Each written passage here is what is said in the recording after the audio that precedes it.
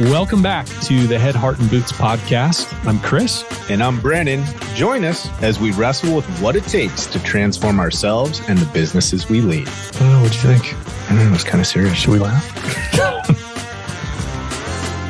Christopher Nordyke. You beat me to it? Yep. You're in trouble now, my friend. Just put my hanky away. You're a hanky. It's cold. A little bit of getting boogery.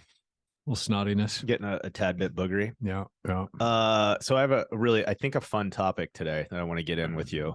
Right I want to get into this whole relationship with our client and with our business, right? I thought you were going a different direction there for a second with leading with relationship. No, maybe this was a marriage episode or something. Well, yeah, I am going to use the word love though. I'm excited about that, man. You know how much I like love. Well, and I wanted to have this discussion today because it's not your go-to. I knew it would all be the time, so your wheelhouse. It's good. Well, let's before we do that. Yes. Yeah, you know where I was going. Yeah. Let's do it. So I'm going to start with C&R magazine. Yes. Anybody notice? Well, you can't. It's not quite in the frame. Let's do the reveal. Look at that. Yep. C&R. I mean, listen, you know a company by the quality of their swag, right? Exactly. And C&R is quality. Michelle and Sarah and the rest of the team, quality folks. They're great at scooping stories. C&R is the place to find out about what's going on in the industry, period, including the fact that they do free press releases. So you got a fancy new hire for your company, like Floodlight just did recently. That's right. Submit that press release and they'll push it out and the whole industry will see it. Yeah. Great place to advertise. We're advertisers and we're big fans. So if you're not yet a subscriber, you should be. I mean, why not? It's free. Yeah. I mean, it's free it's and dumb. It's I mean, it's like full of opportunity. Yeah, of course. Value and resources. So check it out. So go to C&R magazine. You got to spell it out. C&Rmagazine.com and subscribe. You put in your email. And they'll send you updates whenever all the new stuff comes out each week, and it's great. And it's good stuff. It's not spammy. It's super pro. It's really good stuff. Yeah. In fact, I shared an article that was on C&R's website this last week by Zach Garrett, the CEO of Liftify, talking about the importance of Google reviews. Great little article. Yeah. Well, speaking of Zach and Liftify, obviously another key sponsor of the show. And man, we timed this perfectly. Didn't I know. It was like a perfect setup. Yeah, it was like set and spike, man. I don't even know if that was the right terminology. Is that a volleyball term? Yeah, I think so. Okay. Kind of a quasi. Anyway, Zach, Liftify.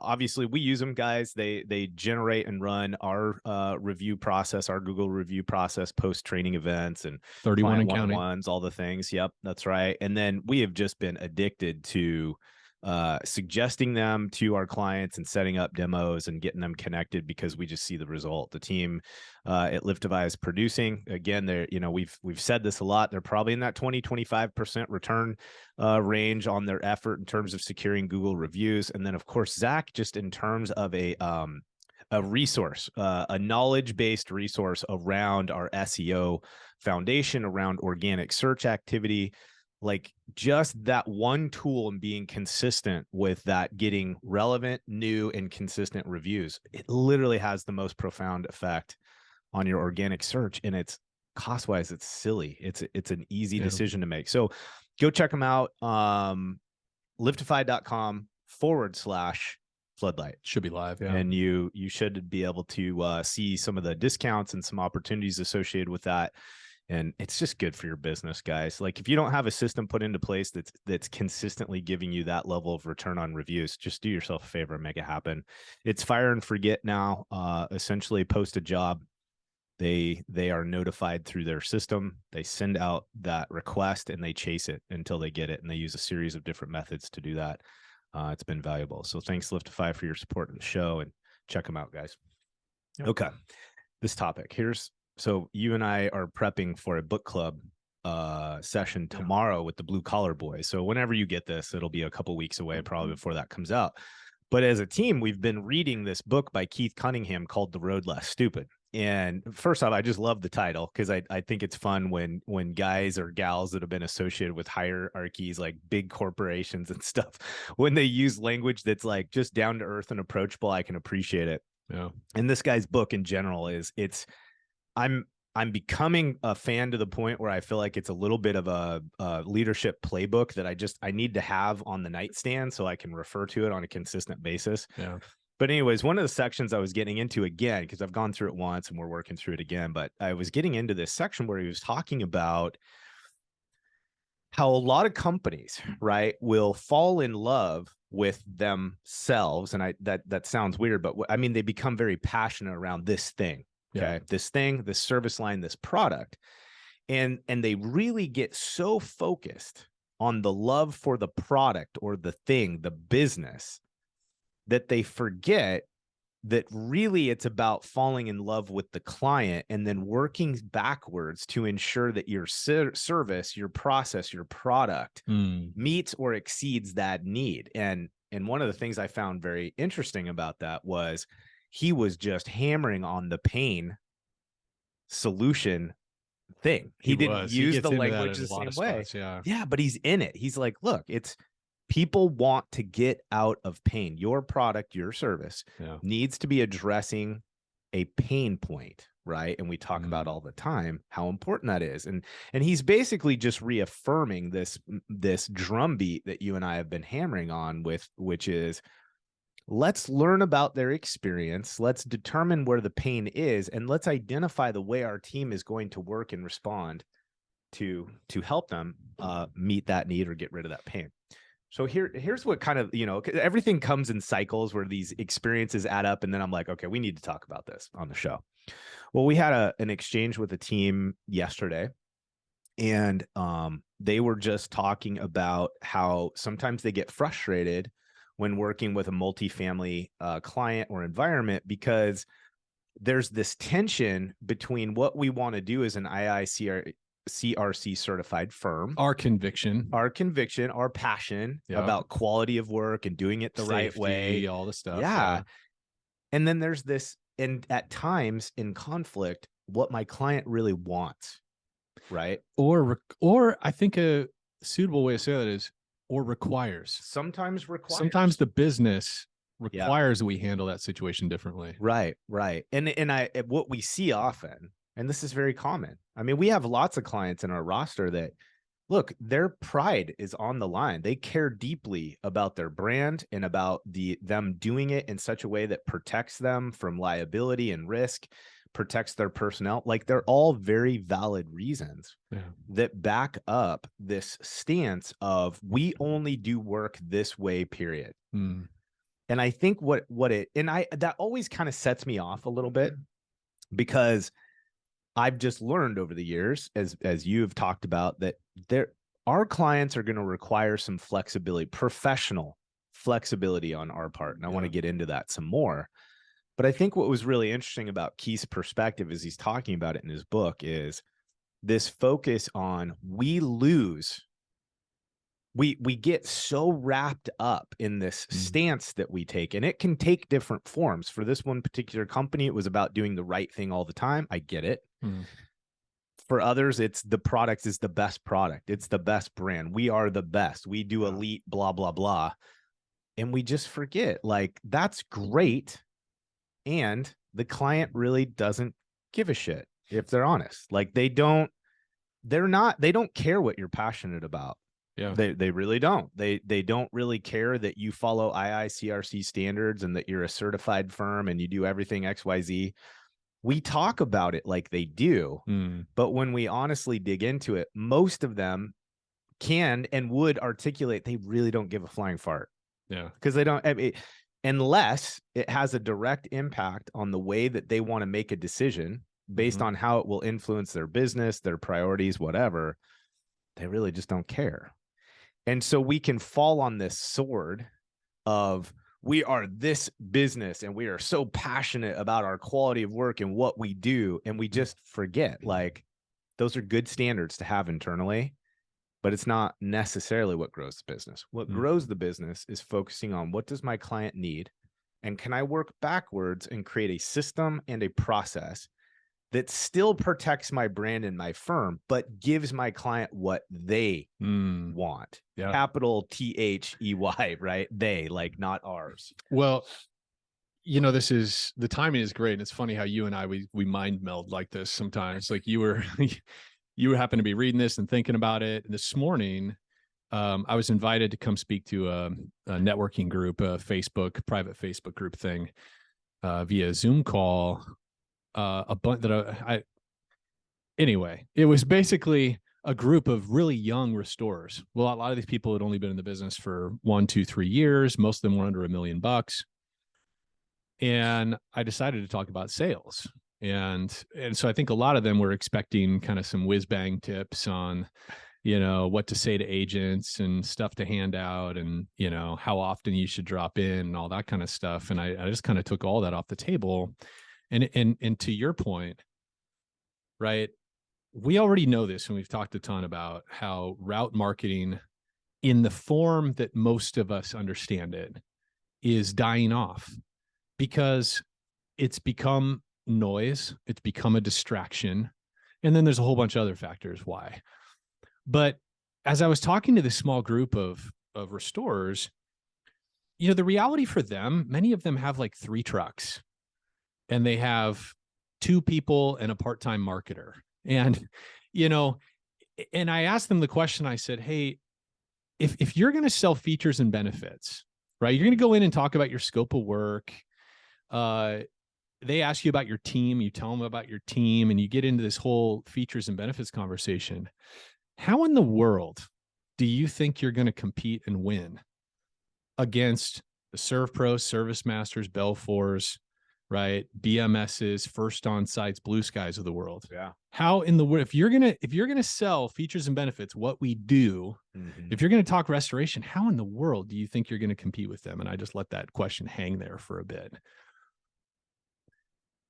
The dramatic pause. Yeah, right.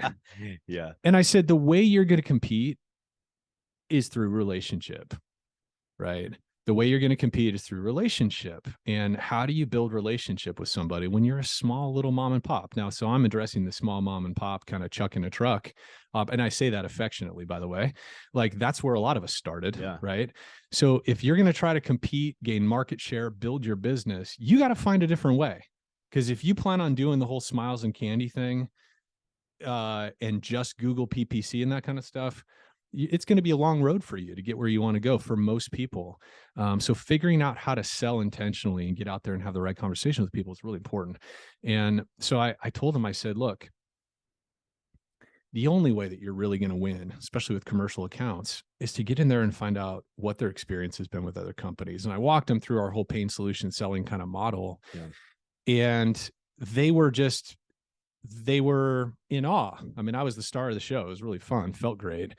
But I think the reason why they knew, like, man, this is right on, I have to switch gears, is because it's the way all of us like to buy. Yeah. Like all of us have pain points, and we've all experienced those salespeople that are just doing the whole promotional selling gig, dropping off swag, badgering us with follow-up calls that have no substance to them, taking our time, interrupting dinner with the door knock, whatever. And so we all intuitively know that relational, curious, humble process is how everybody prefers to be treated. Yeah. Right. And so it was a fun conversation because a lot of them were just so accustomed to, this is how you sell in our industry. You go, you take your flyers, you take your notepads, your mouse pads, mugs, and all that kind of stuff. And that's the thing that's going to open the door. And I think by the end of the conversation, they're like, no, I may not even need any of that stuff. Yeah. If I get into the right conversation with people. Yeah. Well, and I think, I mean, you're kind of landing on something that in general, I don't want to take all the gas out of tomorrow's conversation about the book, but I think what I've really appreciated in my reading of this is that Keith is so focused on trying to get us out, trying to prevent business owners and business leaders from falling into the trap that's like age old. Like it's the same trap that so many businesses, entrepreneurs fall into of they fall in love with their product or their service. And then their goal is to try to talk about the value of their product and service to the end user in hopes to convey to them the value that you see in it. And then hopefully they'll cross that. Which is exactly how it's the opposite. It's the opposite of how really sophisticated, like the technology companies that a lot of us really admire. It's exactly the opposite approach. What technology companies and some of the real sophisticated leading companies in the world do is they first establish product market fit. Yeah. What is does the market need and Yep. want? Yep. And then let's build a product or a service That's right. for that. And that's exactly what we're teaching. Yeah. Is once you get into a conversation like, hey, what's your experience been with restoration? And they say something like, oh my gosh, you know, last 2 months ago, we had this thing with XYZ. It was horrible. It was terrible. Once we ask the question, hey, what was it? Hey, I hear that all the time. You know, this is a difficult industry. We're not perfect either. But what was it about their people or their process that made it the hardest for you and your team? The moment we get those answers, that becomes the product that we're offering. Yep. Because they don't care about anything else. No. They just told us, hey, the communication frequency was terrible. We're always chasing them down, trying to get updates for our owner clients. Our owner clients are breathing down our neck, and we can't ever get information from our PM. Well, they just told you what product they want to buy, right? That becomes our product. And one of the things I said to these owners that were on this call, I said, and don't get into the frame of mind that this is just a tactic, a sales tactic. This is a way of doing business. The whole pain solution selling model is a function of how you do business, and how some of the best companies in the world do business is the more intel they gather about what pain points their customers have, the more products and solutions they create to sell to that customer. Yeah, to meet that need. They don't, I mean, outside Apple's kind of an anomaly, right? Because he's sort of famous for providing a product that nobody knew they needed.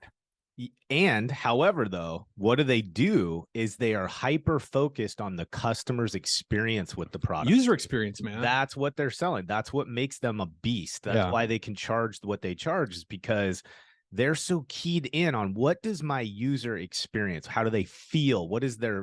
How does it make them like stand up or get engaged? Like, and that's what they're selling to. And that's why they're Goliath. Well, and very few of us are ever going to have the intuition of a Steve Jobs, right? Yeah. And so the way we find out what people want is by asking them about what they've experienced with the current product or solution or company that they're using. And so I told them, I said, you know, especially as an early company, we have some people that listen to our show that it's just them, you know, they have a water extractor, they got a few dehues and some fans, and they're just starting out. And for you, I would say this sales approach is really important for you to embody as well, because whether it's talking to agents or plumbers and trying to get plumber referrals, or you're going to property managers and trying to build a relationship, it's still important for you to deploy this even at that small scale, because it's going to teach you the kinds of systems, the kinds of team members that you're going to need to hire as you grow. It's going to tell you what kind of business you need to build as you get more and more customers. The customers are going to tell you what they want, right? They're going to tell you what they want. And one of the things they may tell you is, hey, we don't want call centers.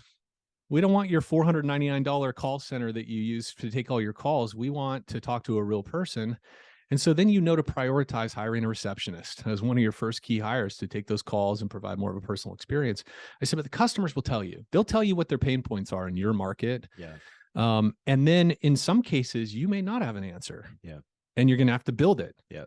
Right? They say, yeah, the project reporting, we never knew what the hell was going on. Okay, well, that's your cue to say, daily reporting is probably important for my commercial clients. I'm going to need to put a process in place and expectation on my PMs to implement that, because right now, my solution's no better than the crap they're getting from the other company. And that's what I told them. I said, you know, the reality is, as you start talking to clients, there's going to be some moments where you're like, oh, shoot, that thing they're complaining about XYZ restoration, we're likely to. I'm just as crappy at that. I need to do some of that if I'm going to make progress in this market. Yeah, no, I think you're hitting on something really interesting there. I think what this reminds me of is it almost takes me back to this place of how are we considering and problem solving as a company, as an institution.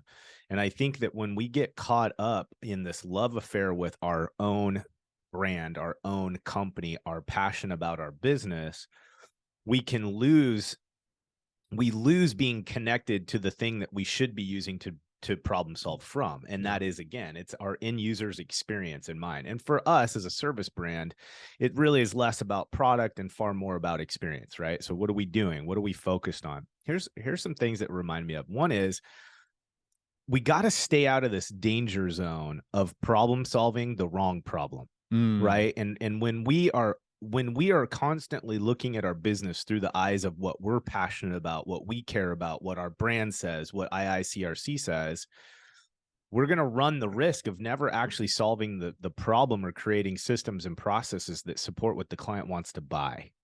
And so you can put all this effort in, you can spin your wheels, you can dedicate all this energy to something that at the end of the day, the value that's perceived by your client actually doesn't change much. Like, it just doesn't actually create what they want from an experience. The other thing that I see with this is that, think about it again, like these two stances almost. And again, like, don't hear me wrong when we're talking about this. I'm not saying we forgo quality. I'm not saying we forgo brand protection. I'm not saying we forgo following and adhering to IICRC standards. That's not what I'm saying.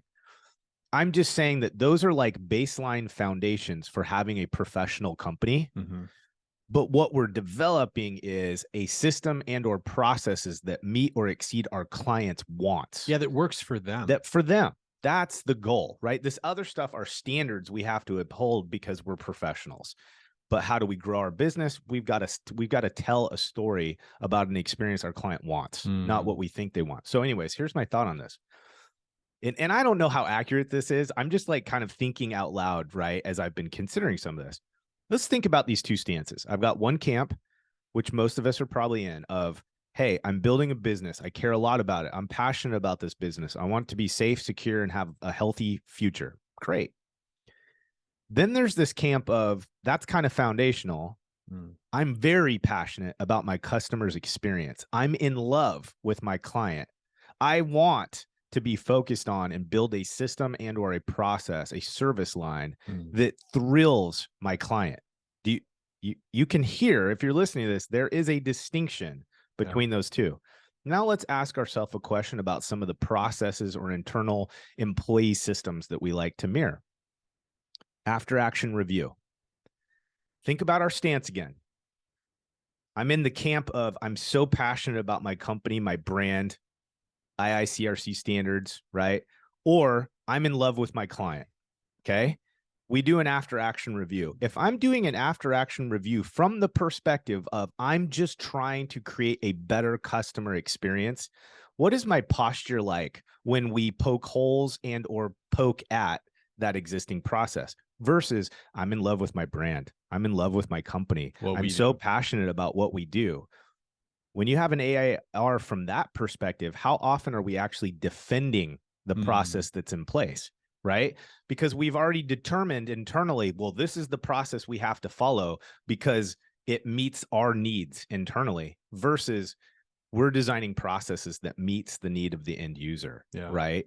And we can always have that professional backdrop of, we can't just take someone's opinion or want and throw our entire established system and certifications out the window, but just your posture to learn is greatly different than if you're trying to protect what you love versus working towards what your customer loves, right? Here's an example. We were in Idaho Falls this last week, and I love, one of the things I really enjoy about offsites is I get to go out and cold call with sales leaders. It's really fun.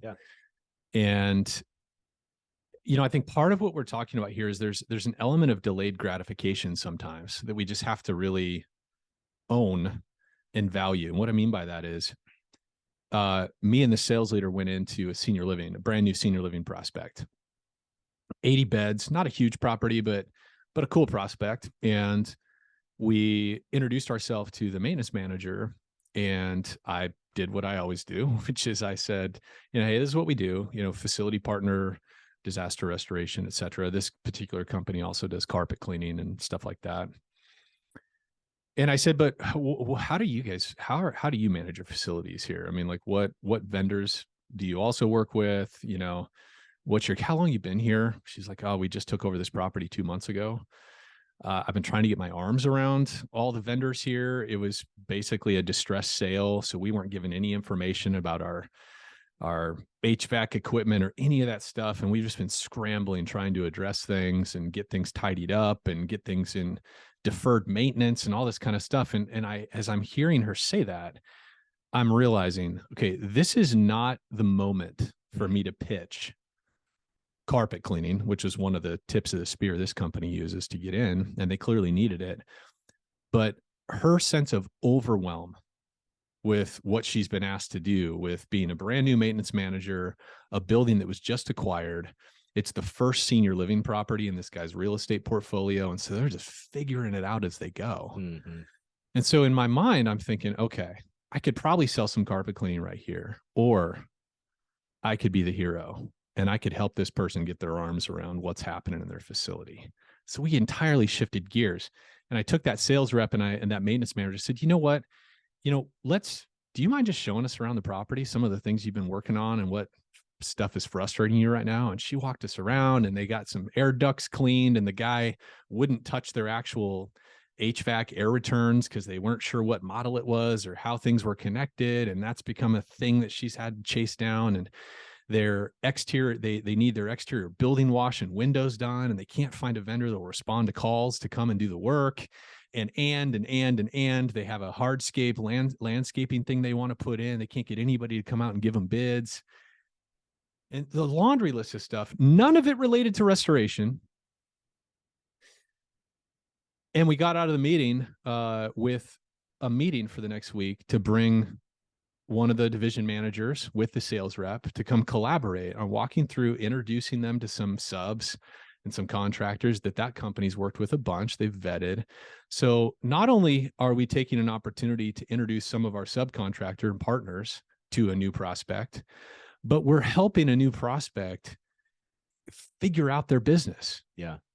The present pain of the overwhelm of, yeah, carpets need to be cleaned, but there's all this other stuff tugging at her sleeve, giving her anxiety. She's brand new to the industry. She doesn't know any of the jargon in senior living. They just had their first inspection, and she's brand new to the industry, and she just had a state inspection. I mean, she is reeling from all of the newness, and we just set her up as a partner. We're gonna be a partner for her. Mm-hmm. Now, what we found out afterwards, we did some due diligence on that account. She is connected through this other owner to a whole system of mental health clinics throughout the region, a whole portfolio of commercial grade A office space.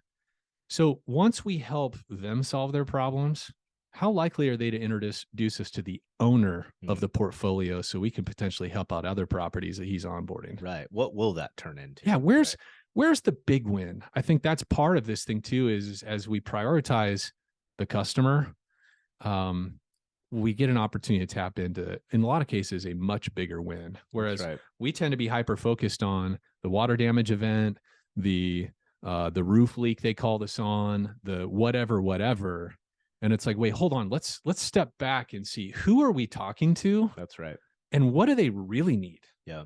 It reminds me of our chat that we've had, our 2-part chat actually with Joey Coleman, and just this idea of client onboarding, that process. Yeah. And what this reminds me of is how, he's so focused on the fact that we've got to give our prospect an opportunity to see what it's going to be like to work with us.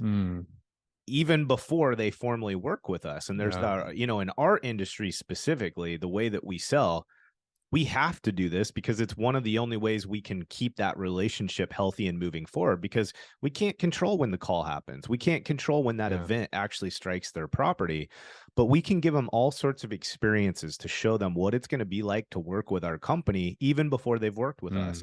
And that's a great example.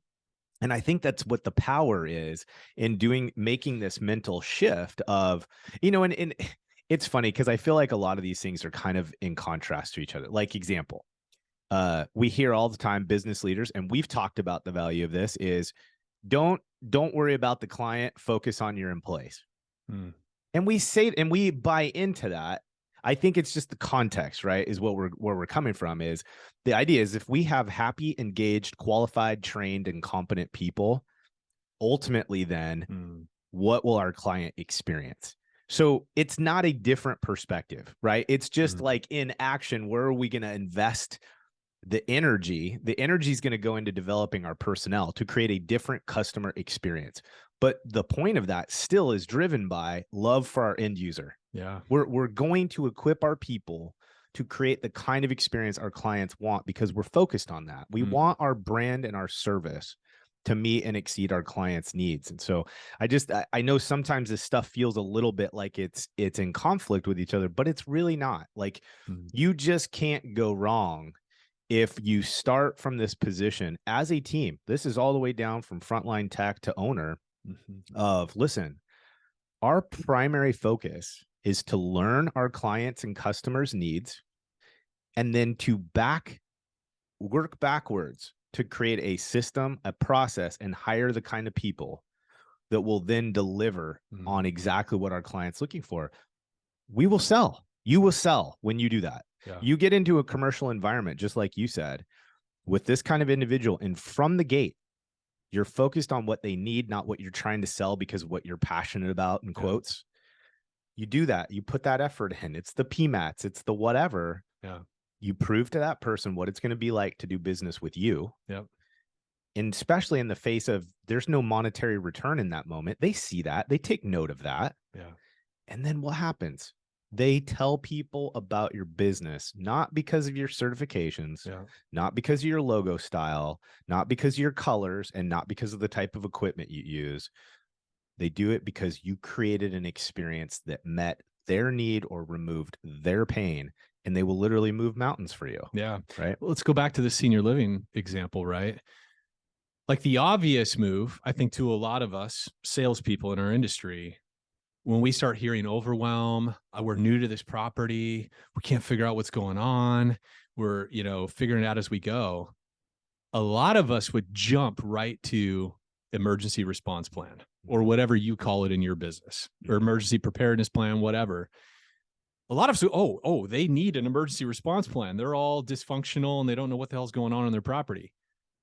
And they would miss the bigger opportunity with the emergency response plan of, let's get a win for them. Yeah. Let's build some trust. Let's help reduce that overwhelm. Then we can point back to the ERP and talk about how this will further reduce their anxiety and help them be more prepared next time they have something, because we've given them we've freed up some mental space. Right. I think that's a mistake I've made so many times in my outreach to prospects is I'm hyper focused on, as soon as I hear pain, and we talk a lot about this, pain is what we sell to, right? So I can get hyper focused on the pain that they share with me, and then very quickly pull out my gun and shoot the solution, at them, without thinking about, is that the pain point that we really should be addressing first? Yeah. It's almost Maslow's hierarchy of needs. Yeah. Right. Like there's this, if they don't have the mental or emotional bandwidth. Yeah. To that customer, they're just trying to prepare for the second half of their state inspection, and they don't even hardly know where to begin. That's right. Right. So the pain wasn't the dysfunction and the disorganization and the chaos. The pain was actually, holy shit, we have the second half of our state inspection coming, and if we fail it, we're screwed. My boss, the owner who just bought this property, is going to be upset, disappointed, mad, and I'm not even sure where to begin. Well, solve that problem first. Yeah. Even if it means nothing to you in terms of revenue or opportunity in the moment, because I guarantee once you solve that problem, it'll be so natural. It'll be so obvious to say, now that we got that inspection behind us, we should do a little bit of intentional pre-planning so that you guys don't ever feel out of sorts. And like, we don't have to go through this chaos again next time. We can outline who your service vendors are and contact numbers and model types for your HVAC system. And we can get all of that in one place so that you and your executive director and your owner can have access to that data on the building. So next time you need to bring somebody out, it's all there. People know where to park. People know what the access codes are. People have a phone, right? All the things. Yeah. That's a much easier conversation once we've gotten a win under our belt, Yeah, or the value has a better landing pad, 100%. right? The client's going to be able to connect with that value proposition. They'll be able to hear it because they don't have all this other chaos tugging at their sleeve. Yeah. That's all they can think about until the chaos is mitigated. I think one thing I'd just like to probably chat about briefly before we we wrap this up is I want to think about how do we message this then with our team? Like, what do we do with this? So first off, I think it's important that as owners or a key leader, right, wherever you're at in the business, you could be a salesperson, be a department head, be a project manager, estimator, it doesn't really matter. Just think about your part of the business, right? And just ask yourself this question. It's like, as Keith would say, get some thinking time in, right? That invaluable time, that priceless time that none of us prioritize. But get some thinking time in and really ask yourself the question: how consistently am I, my team, or our company really asking ourselves the questions, really connecting with our client, getting feedback from them, having dialogue around their wants, their needs, how this process affects their business from their insight, from their perspective. And then I think as a team then is to begin to share those stories in your team meetings, in an all company meeting. Like it's educating our teams how to think and prioritize our clients' experience over everything else. It's not intuitive in most cases. It's not just going to happen because we want it to. And it certainly isn't going to happen just because you think about it. Yeah. We've got to take that process of thinking, asking ourselves the question, giving an honest assessment of what camp we've been hanging in. And it's okay. It's okay if you haven't been in the, in the customer first camp in execution. You probably are verbally. But you do that, and then you start telling those stories to the team. You start talking about that and weaving it into your problem solving or your milestone development when you're creating changes in the business. So if you grab your recon team and you start breaking down your process, or you want to put a process in place. You've been doing a lot of work. You do it pretty decently. There's tribal knowledge, but there's no formal process. Well, this is our opportunity to create the why for our team. Like, why do we want a client checklist? Why do we want to have a similar dialogue every time? Why do we want our estimates to have a similar feel, vibe, theme? Yeah. Because we want to marry that up against our customers' experience and their wants and their desires. And so if we can do that, though, if we can start by asking ourselves the question, are we consistently really focused on our client's experience? Are we then working backwards to devise systems and processes that protect us, and deliver or exceed that expectation our client has? And then how do we talk about that as a team in our normal battle rhythms, in our normal cadence, and then weave that into the decision-making and the process and system development that we ultimately engage in, right? Those things have to happen symbiotically. And then the next thing you know, you start to see this shift in your personnel where they're stepping into a project, customer focused. They're stepping into a new sales call, customer focused. They're stepping into a new project with this idea of what is our system going to do to provide an experience that marries up with their want and their need, not what we're passionate about, right? There is no replacement for the senior leader modeling these behaviors and these and this kind of perspective. There's just no and you can teach it. You can tell people, you say, hey, listen to this podcast by these guys talking about this, and we know let people, pass around the podcast a lot, but there is no replacement for you as the senior leader modeling that. So how do you model that? Yeah. I have two suggestions, and one will be a lot more uncomfortable than the other, but it's incredibly doable. And that is, get out with your sales team and go on cold calls with them. Sure. And don't worry about selling. Don't worry about having the right thing to say or scheduling meetings or getting the wins. Be there as the business owner and ask the questions that you wish a sales rep would ask you. Because listen, as an owner or a GM or a chief of operations or a whatever you are, you have bullshit subs that you deal with that give you shitty service. Yeah. Right? Yeah. What are the kinds of questions that you can ask to uncover if this senior living or this hotel has bullshit subcontractors they're frustrated with? Yeah. Right? Yeah.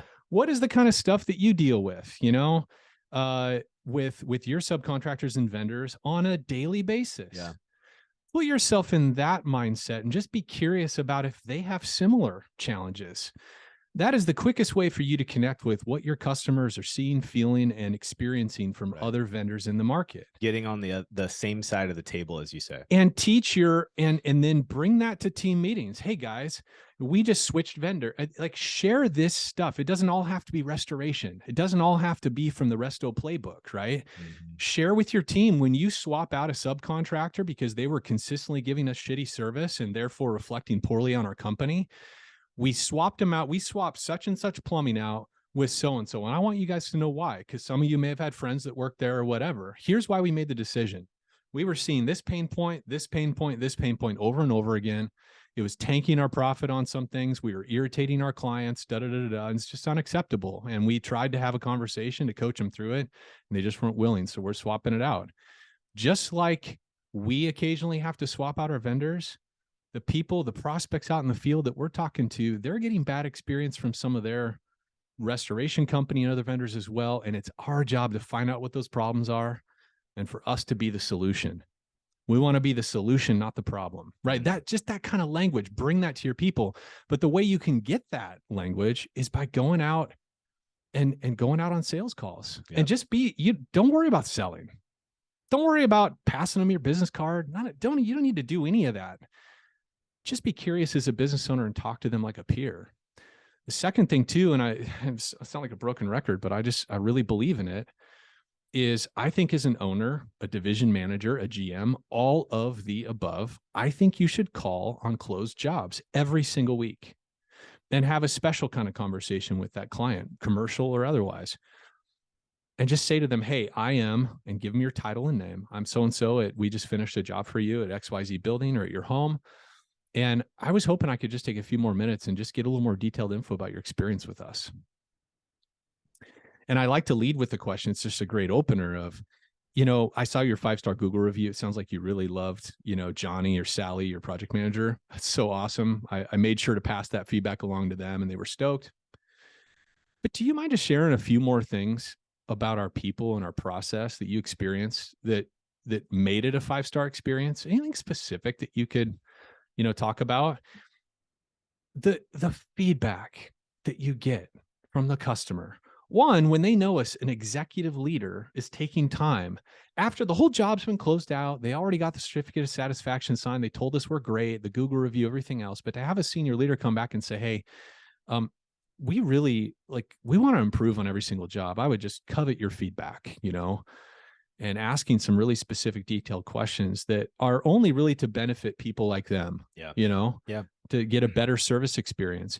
And likewise on the commercial side, what a rich opportunity to ask them, how did our service compare to other restoration companies you've had to work with in the past? Or just as important, how did our service align with what we told you it was going to do and feel like? Absolutely. Right?